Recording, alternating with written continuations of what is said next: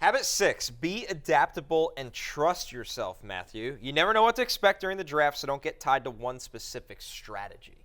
Yeah, I generally thinking, like, hopefully if you're watching this show and you've been reading me and you've been reading other people and you've listened to other shows, what have you, you have a general opinion. You don't need to do all the research that we do. Like, this is why we do it for you. You guys have a life. We don't. But, and I'm specifically speaking about me. And Connor, to an extent.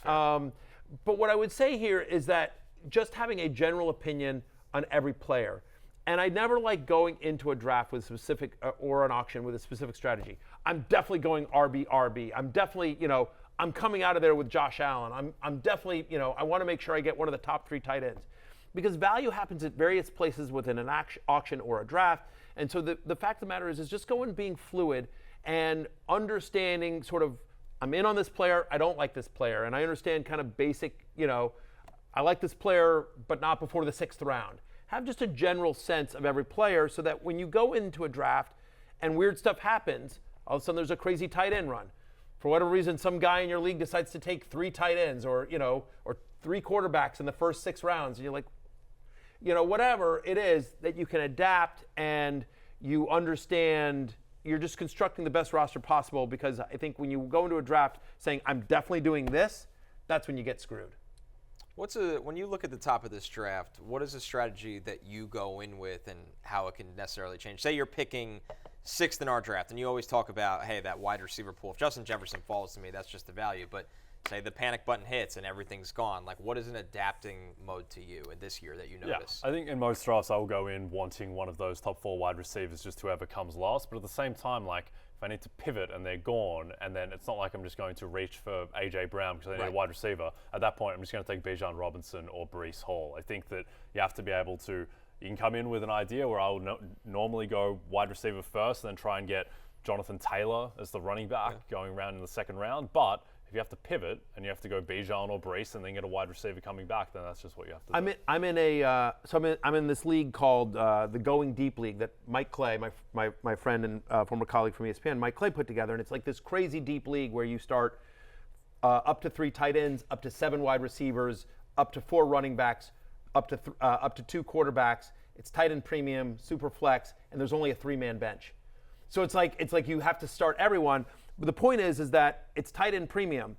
And I didn't go into that draft expecting to go back-to-back tight ends, but it's like a 12-team league, and where I was picking like super flex, so I got Mahomes like at 3, and then when it came back around, I was just like, all right, I'm going to stack him with Kelsey because he was the best available. It's tight end premium. You got 1.5 points per reception for tight end reception as opposed to normal PPR. And then by the time it came back around, like the next best available player on my list was Trey McBride. Like, I didn't go in thinking my first 3 picks were going to be quarterback and 2 tight ends, but based on the scoring of that system and the way that draft developed, I thought those were the best available. I was like, okay, we're rolling with this. I'm going to try to beat these guys with 2 elite tight ends and the best quarterback in football. Habit number 7, the draft is just third the in that league first step to success, Matthew. We know it's a long season. That's why we do this show. You guys are here 6 days a week. I'm here 5 days a week. A lot of leagues are won on waivers.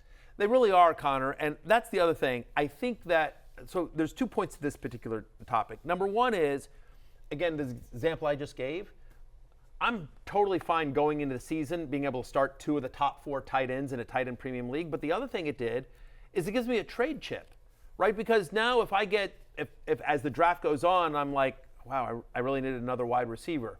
When you have to start 7, they go quick, right? Or it gives me a trade chip. Like, you don't always have to chase. Like, okay, now I have a premium tight end that if I need to trade Kelsey or McBride in this league, I'm going to be able to, and I'm going to get a good return for it, and I'm still left with an elite tight end.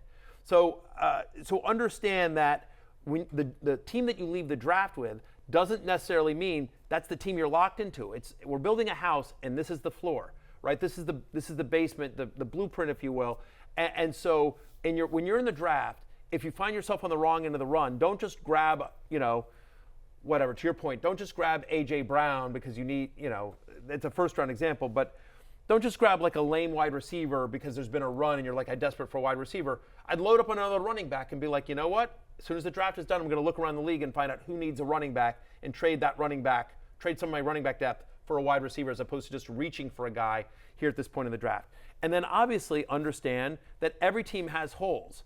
And so as you go through the season, there will be waivers. And we think about guys last year that weren't drafted that helped people win the leagues. Think about Jordan Love, who was only drafted in 12% of leagues last year, finished as a top 5 fantasy quarterback. Kyren Williams was drafted in less than 5% of leagues, second best running back in fantasy. His teammate, Puka Nacua, 5% drafted, and that was wide receiver 6. Rashee Rice, top 30 wide receiver, under 20% drafted, and Trey McBride was undrafted, and he finishes tight end 8. And honestly, some of those 12%, 4% drafted, because on Yahoo you can draft after the season starts. I bet you when the season started, it was 0 for Puka and Kyren. It wasn't until like we saw their production in week 1 that the people that were drafting after week 1 started to grab it. But my point is that there are always guys that come into the league at all positions.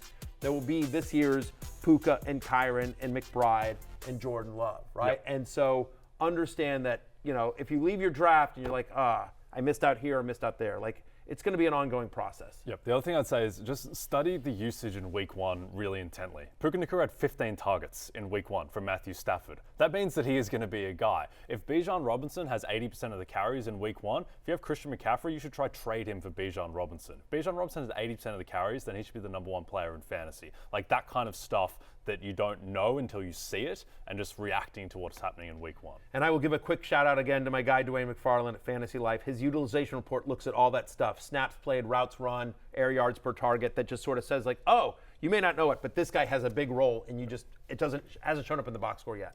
Okay, you have a chance to win $1 million in the NBC sweepstakes on Yahoo Fantasy. Just download the redesigned Yahoo Fantasy app or go to NBCSports.com/fantasymillion for additional details. What are you waiting for? Hey, it's Matthew Berry from NBCSports.com and Rotoworld.com, and I want to thank you so much for watching whatever it is you just watched, or if nothing else, being too lazy to click out of the autoplay after this video started, after whatever it is you actually wanted to watch finished. But now that you're here, I'd like to take a moment here to ask you respectfully now, okay? I'm asking you respectfully to subscribe to the NFL on NBC YouTube channel. You'll get the latest Roto-World fantasy news headlines, all sorts of great shows, including my own Fantasy Football Happy Hour. So go subscribe now. Again, I'm asking respectfully.